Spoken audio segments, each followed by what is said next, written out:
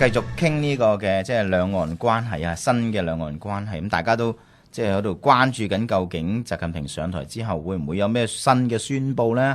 咁啊，暫時見連戰嘅時候呢，都覺得係叫做胡規雜除啦。咁但係可能有一段時間先至有一個嘅新嘅政策嘅宣佈。你睇下胡錦濤上台都係要成年幾兩年之後先至有新嘅兩岸政策嘅出台啊，好可能啦可能即係都要等。或者台灣嘅政局進一步明朗啦馬英九即係呢個嘅冇得連任之後，咁跟住個情況係點呢？咁可能先至要做一個因應。咁但係你點都好啦即係今次見到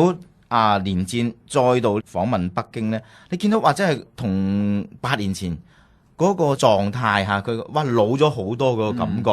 即係以前呢，你覺得真係有啲即係意氣風發嗰陣時真係佢唔甘心嘅，可能係咁。但係今次咧，你見到佢真係老咗啦，即係廉頗老矣個感覺咧，好明顯嘅。胡錦濤咧，其實都有少少嘅老態，即係。但是呢，胡錦濤在見連戰呢，我認為呢是他最近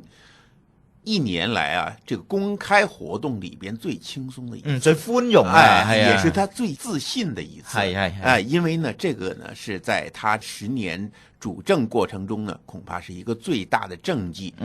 所以呢，他非常非常的輕鬆，非常自如，表現出呢這種自信。內地呢現在對兩岸關係呢，前不久呢就在2月中開了一個中央對台工作會議。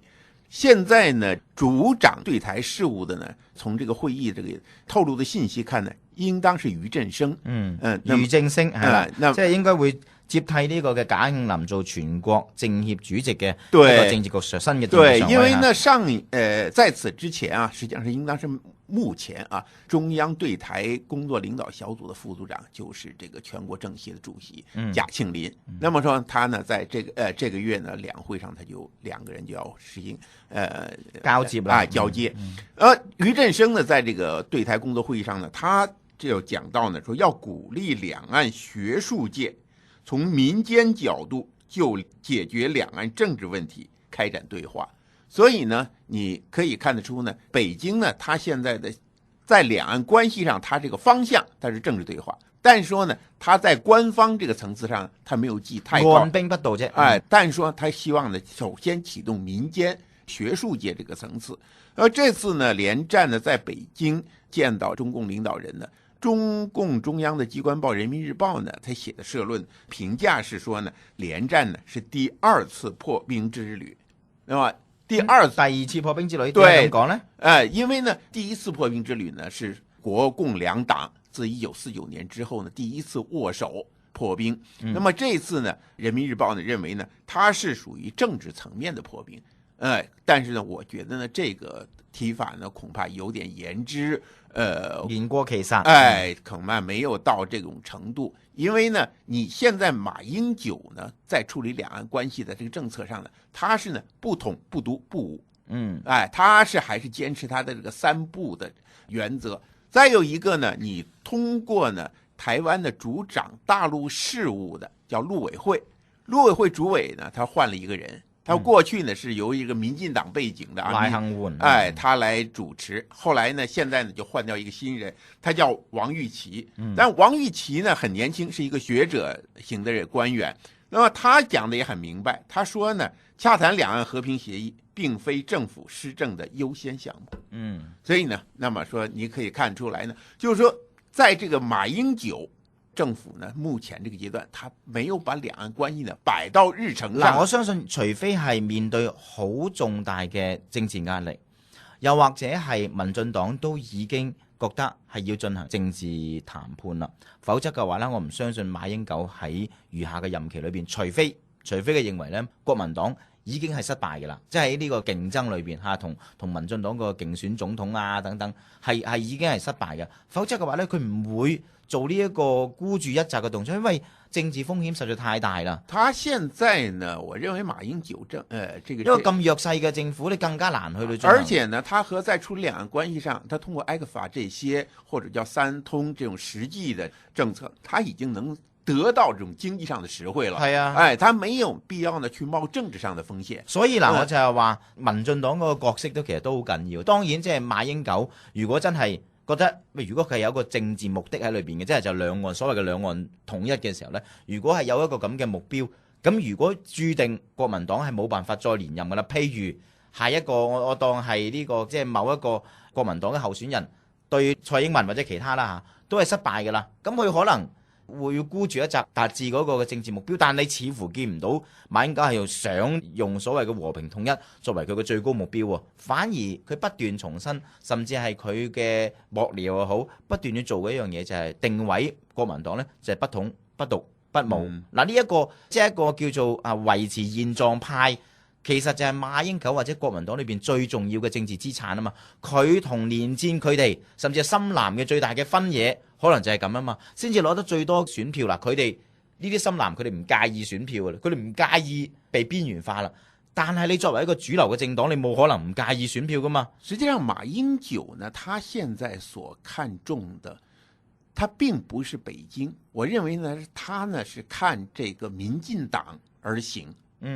那麼民進黨呢，如果說和大陸的關係發生變化，比如說呢，開始有走動，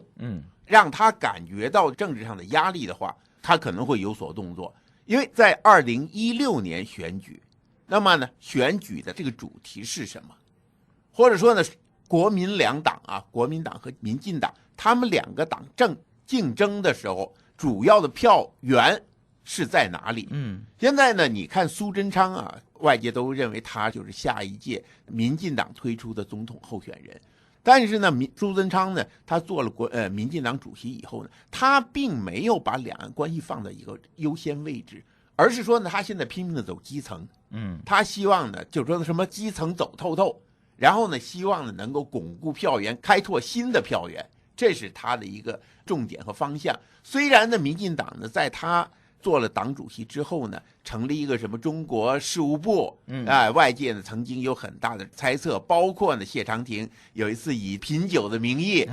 到大陸呢走了一次，但是說呢，兩岸關係呢，在民進黨目前這個情況下，見不到有任何新的動靜。所以呢，你見到呢，其實民進黨近期啦嚇，確實係冇乜喺兩岸關係上面好大嘅動作啊，除咗謝長廷曾經係開咗微博啦嚇。咁啊，唔知一日定係咩已經係被刪咗啦。呢個係一個我覺得好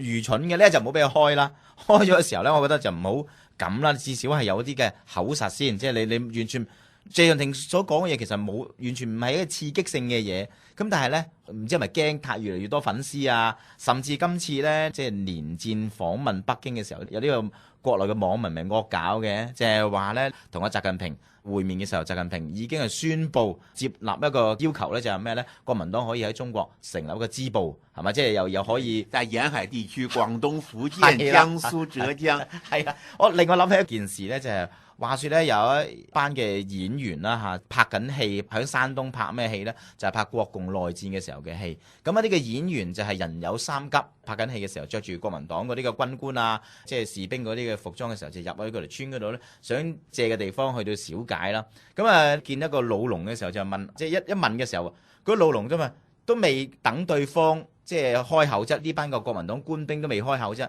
呢個老農就話：啊，終於將你哋盼回來了，即係握住佢隻手，佢就話：請問借啫，唔使借啦。即係意思就係話咧，你見到佢嗰個開心到一個嘅樣咧，就係話你打翻嚟啦，係嘛？即係終於可以解放翻我哋，有一個咁嘅。當然呢個係只係一個我哋叫做笑話啦。但係呢啲嘅小品又好，笑話又好，其實或多或少體現到一個事實，就係話喺國共兩黨裏邊咧，可能有好多人其實都寄盼翻國民黨嘅喎。即係雖然喺咁多年嘅洗腦教育裏邊咧，國民黨被講到話幾咁差勁啊，幾咁衰啊，幾咁呢個不得人心啊。咁但係大家可以即係有目共睹啊！台灣嗰個響政治多元化啊，甚至嗰個社會發展上面嗰個成就咧，係有目共睹嘅。你見即係今次李安獲獎唔係咁簡單一樣嘢，背後其實有好多嗰個文化嘅因素啊，社會發展嘅因素喺裏邊嘅。呢個我相信咧係國內係好長嘅時間先至即係能夠達到嗰個嘅成就。咁所以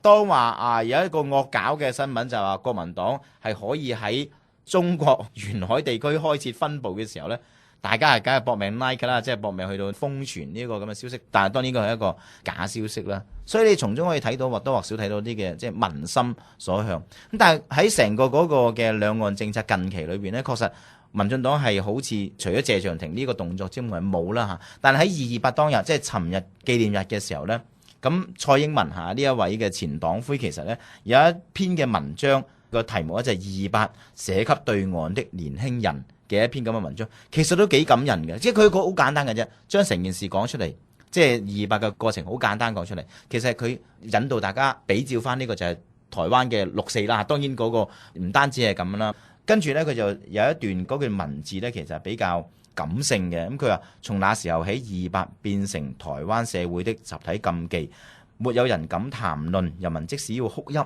也不能讓別人知道他們哭泣的原因。很長的一段時間，他不會出現在教科書，當然也不會出現在媒體，真相被掩蓋。這種狀態就這樣在台灣持續了幾十年。這樣的故事各位一定不會陌生。事實上，類似的情況也在對岸發生過。咁我相信呢個講嘅就係6.4啦。咁然後呢，就係講一番嘅説話，就係話喺恐怖嘅國家暴力統治期間，台灣人民並沒灰心喪志。從一開始，我們是很少數的一群人，慢慢的反對的力量從零星的對抗匯聚成一股團結的政黨，這就是民主進步黨，即係民進黨的起源。咁啊，然後呢，就係點樣去講呢個嘅釐清嘅真相啊？點樣去到反抗啊？咁佢就係話呢，走過228，台灣今日有了民主自由。現在的台灣已經沒有一個人會認為政府有權武力鎮壓人民，又沒有一個人會認為批評政府的思想可以被暴力消音。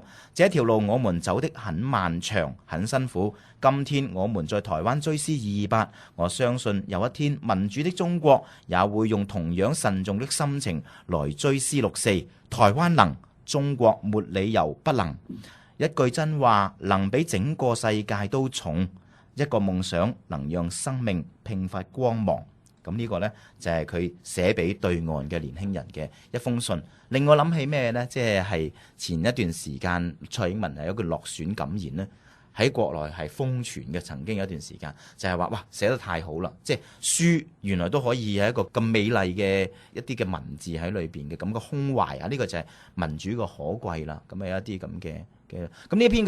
嘅文章，我都可以睇到就係話，其實蔡英文或者係民進黨都在意緊對岸嗰個政治嘅變化。呢個可以從中睇到嘅。如果佢唔介意嘅話，咁我做乜要理佢對岸發生咩嘢呢？係咪啊？即係我覺得呢一個其實都睇到民進黨裏邊都知道未來選舉嘅主軸，兩岸關係一定係扮演一定嘅角色。問題就係民進黨可以點樣定位咁解嘅啫。或者是說呢，這個蔡英文也好，民進黨也好呢，他們把兩岸關係的這未來，那麼說呢，在大陸方面，他是放在大陸的年輕人，